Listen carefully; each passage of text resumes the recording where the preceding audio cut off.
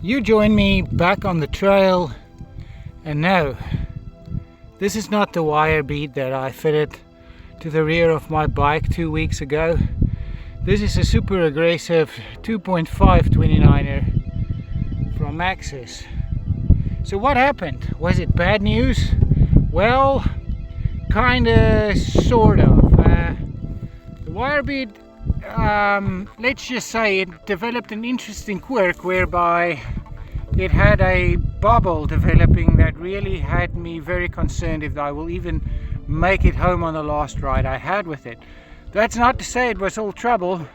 I think I got about 500 kilometers out of that wire bead without any issues before that happened. But first, let's have a look what happened to the wire bead and what happens if a tire develops a bubble in a place and you just keep adding pressure.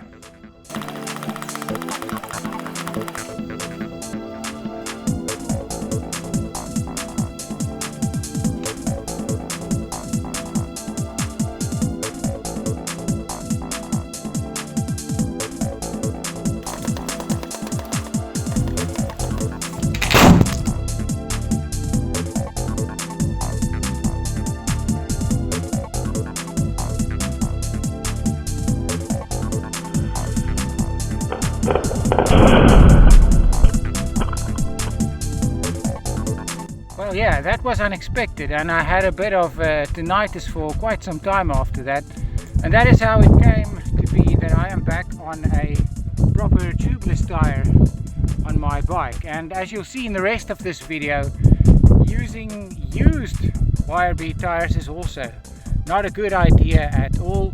You join me now with a new to me but rather old Avalanche 29er, and more on this bike in a future video, but for now we're interested in the wheels, and that hub does need a service, but more specifically the tires. And so on this bike currently it has got Kenda Slant 6 wire bead tires, and I am going to attempt to run these tubelessly. So this is 30 TPI wire bead, and it appears to be in fairly good condition. The rest of the bike, while taken care of, does have some work that it needs to happen to it, like the shifter is completely busted, and below it you'll see all the last bits of mineral oil leaked from those brake levers.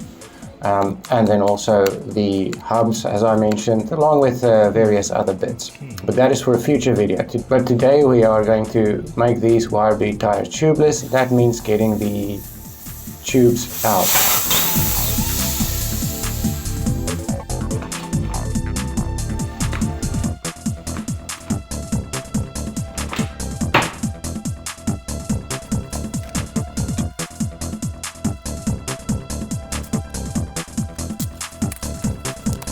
For this I'm cracking open a brand new roll of rim tape,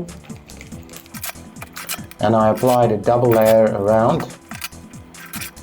If you're wondering about the fish bowl in the background, there's no fish in there, it's just that our cat refuses to drink water from any other source. It needs to be that fish bowl with that pump running.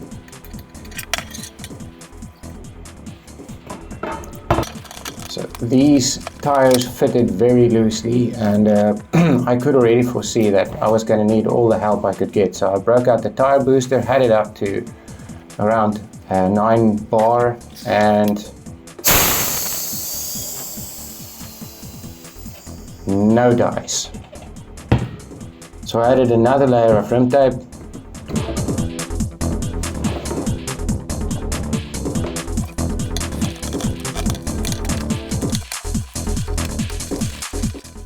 And I was feeling confident that adding sealant at this stage, sloshing it around, would help a bit and solve the issue.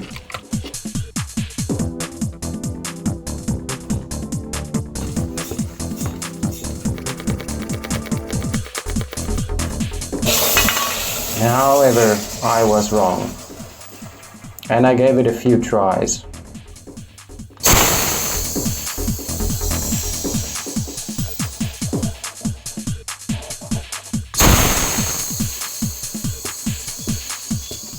Even having the tire on its size didn't work, And then I blew a hole in the pump pipe due to these high pressures I was putting into the booster can.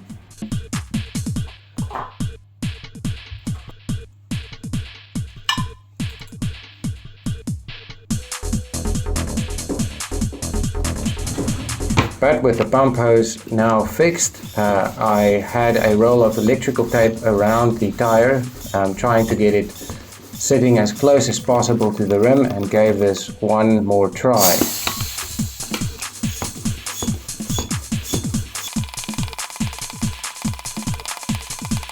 And this time around, success. So that's definitely a tip I'll try again in future.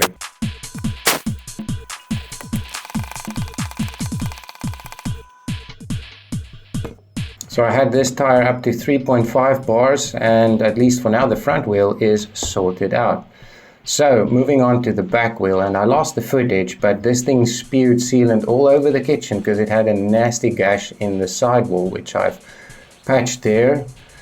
And since that could be the only thing wrong with it, I just decided to go all out and add the sealant now and have this tire inflate.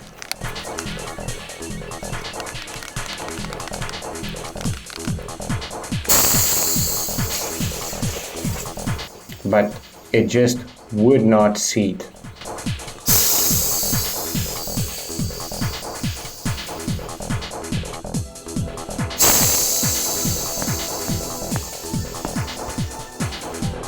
By now I've had the electrical tape around the outside to see if that helps. But still, even with that on its side, this was one very difficult tire to get to hold the air.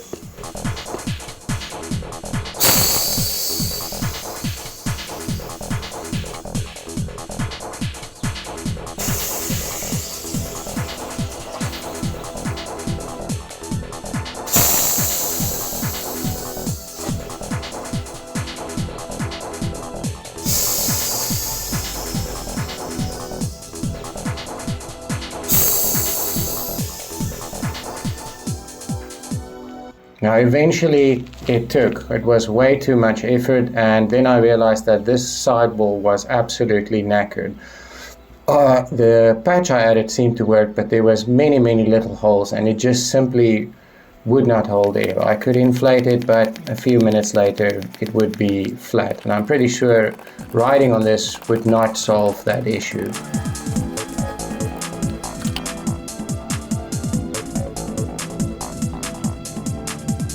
So, used wire bead tires, do not use them tubelessly.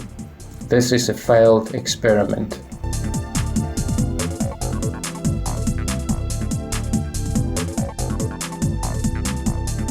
So, as you can see, this Avalanche that I got with those Kenda Slant 6s, it's no longer on the Kenda Slant 6s. In fact, it's no longer even on wire bead tires. At the back here we've got a Maxxis Forecaster 2.35 tubeless, well worn. That's how I bought it. This is used tires. More on that in a next video. Now on the front is probably one of the biggest I've had. This is a Maxxis, name on the other side. Did I mount this with the rotation wrong? Could be. A Recon 29 by 2.6. This is a chunky tire. But yeah, the Kenda Slant 6s, that did not work out, as you saw in this video, and as you saw at the start. That new cheapy no name that I bought, it also didn't work out. So that leaves me basically with one option. If I want to run wire bleed, I'm going to have to buy a reputable brand like Maxxis. I see they have some wire beads now, but in all probability I'll go with some Chaoyangs, because I know Chaoyang, I've used them a lot, and I think they do have some of their double hammers as wire bead. But for now it's just normal Kevlar bead folding tires on my bikes, and it's going well. And if you want to see a bit more about this bike, then check out the next video.